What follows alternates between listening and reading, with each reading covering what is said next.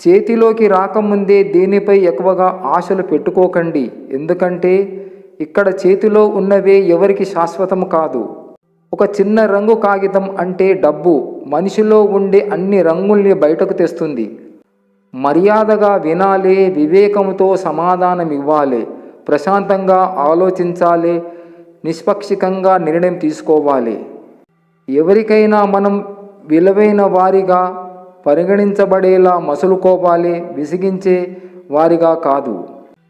బతకటానికి డబ్బు ఎంత అవసరమో మన అని అనుకోవటానికి బంధాలు కూడా అంతే అవసరం.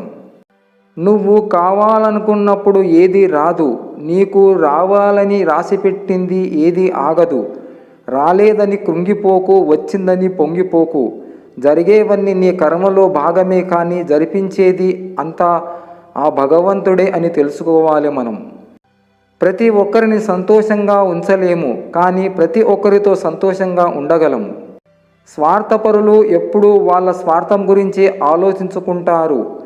ఎవరు ఏమైపోయినా వాళ్ళకి అవసరం లేదు.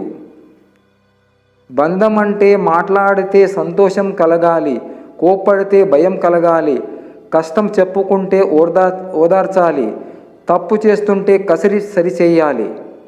3 రోజులు ఒక కుక్కకి అన్నం పెట్టి చూడండి, అది 3 సంవత్సరాలైనా మీపై విశ్వాసం చూపిస్తుంది. అదే ఒక మనిషికి 3 సంవత్సరాలు అన్నం పెట్టి చూడండి, వాడు మీపై విశ్వాసాన్ని 3 రోజుల్లోనే మర్చిపోతాడు.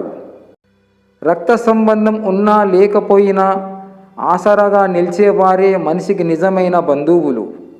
మనసుకు నచ్చిన వారు మనతో మనసారా ప్రేమగా కాసేపు మాట్లాడితే చాలు, ఆ ఆనందం ముందు స్వర్గం కూడా చిన్నబోతుంది.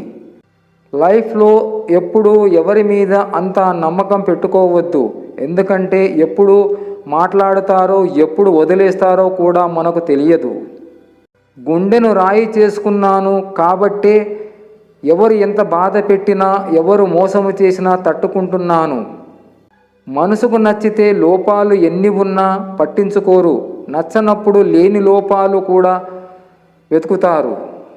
మాటలతో మాయం చేయడం, అబద్ధాలతో మనుషులను మోసం చేయడం నాకు తెలియదు. నాకు తెలిసిందల్లా ఒకటే, ప్రేమగా మాట్లాడడం, అందరూ నా వారు అనుకోవడం. జీవితంలో బోలెడన్ని సంబంధాలు అక్కర్లేదు, ఉన్న కొన్ని సంబంధాల్లో జీవం ఉంటే చాలు. జీవం లేని సంబంధాలు ఉన్నా ఒకటే, ఊడినా ఒకటే.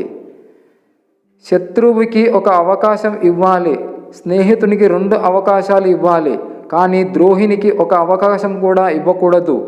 కాదని ఇచ్చినట్లయితే మీరు వినాశానికి మీరే కారణమవుతారు.